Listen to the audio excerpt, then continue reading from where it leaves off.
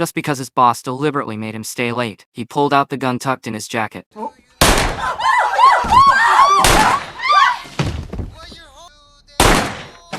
And after work, when he saw someone had taken his parking spot, he tried to talk it out nicely, but all he got in return was the other guys yelling. Exhausted, he finally made it home, only to hear his neighbors fighting upstairs, along with the baby crying non-stop. He stormed straight into their apartment. As the bullets flew, the woman held her child crying and begging for mercy.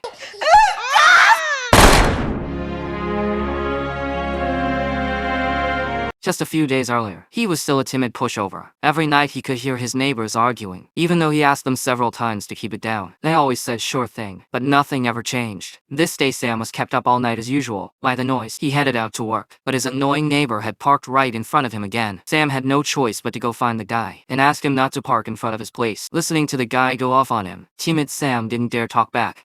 He just sat in his car cursing under his breath. After what felt like forever, the neighbor finally moved his car reluctantly. But after wasting all that time, he was definitely going to be late again, so he rushed to the office like crazy. Luckily, he made it with just 1 minute to spare, but nobody wanted anything to do with him. Watching his co-workers chat about random stuff, he tried to ask the guy at the next desk something, but the guy didn't even bother to turn around. Sam quietly looked at these co-workers. He had no idea what he did wrong, so he pulled out his gun without hesitation.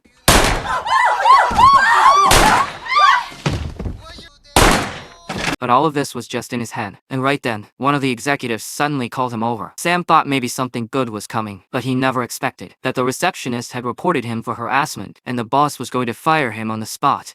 Sam racked his brain, and finally remembered the company had hired a new receptionist since she was overweight. Nobody talked to her. Sam, being a nice guy, always gave her a friendly hello whenever he walked by. Who knew she'd turn around and stab him in the back? Sam wanted to explain himself, but maybe the boss saw right through his weakness, or maybe it was just an excuse for layoffs. Either way, the boss didn't give him a chance. After leaving the office, Sam called his ex-wife. He hadn't seen his daughter in 6 months. He wanted to find some comfort from his family, but his daughter was glued to her video games and wanted nothing to do with her loser dad. She even called him worthless. One blow after another left Sam barely able to breathe. He couldn't understand what he had done to deserve this. Then Sam went to the hospital for a checkup. The doctor told him he had terminal brain cancer, with only a month left to live. Despair and devastation washed over his face. He thought back on his whole life, remembering all the humiliation he had suffered. He worked his tail off, but got fired by his scumbag boss. He was kind and friendly to his neighbors, but kept getting yelled at over and over.